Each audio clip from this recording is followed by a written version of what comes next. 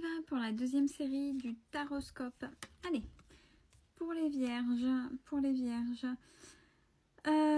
justement, les vierges, faites preuve de discernement, soyez vrai à l'intérieur, regardez, faites vos choix, parce qu'on vous dit par rapport à quelque chose que vous attendez, de bon discernement, de bons choix, en restant sincère et honnête avec vous-même, va faire avancer quelque chose que vous attendiez, parce qu'on dit bientôt. Donc il y a quelque chose qui arrive très vite en fonction de votre état d'être. Si vous n'êtes pas dans le déni, que vous voyez bien les choses, alors, le fait d'être dans cet état-là pourrait induire des changements en vous pour pouvoir avancer.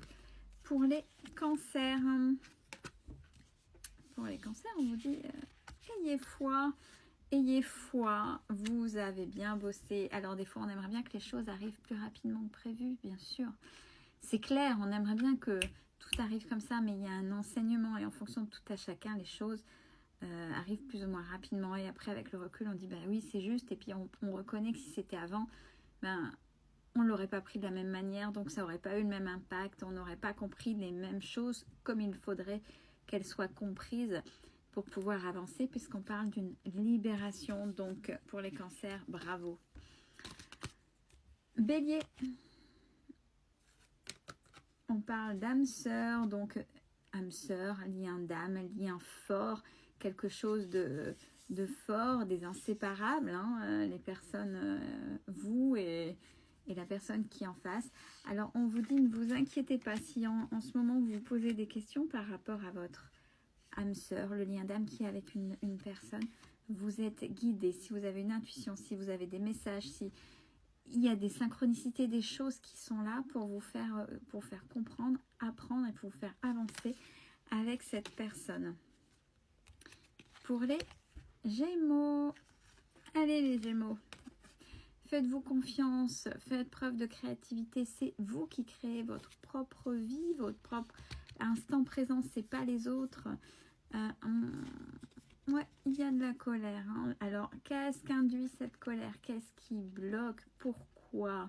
Peut-être que justement vous vous laissez bloquer par les autres et les autres veulent peut-être vous façonner d'une certaine manière, ce qui vous empêche d'être vous, parce que vous créez même vous-même qui vous êtes. Vous-même, c'est votre propre créativité, attention, c'est vous qui vous façonnez. Donc pourquoi vous êtes en colère? Essayez de faire sauter ce qui ne va pas, ce qui ne vous convient pas. Sagittaire, qu'est-ce qu'on vous dit les Sagittaires? Les Sagittaires font preuve de sagesse, ou on vous demande de faire preuve de sagesse par rapport à quoi? Alors il y a la sagesse à mettre par rapport à un pardon. Alors si vous me connaissez, si vous me suivez depuis un moment, vous savez que le pardon, c'est aller apaiser des émotions qu'on a à l'intérieur de soi.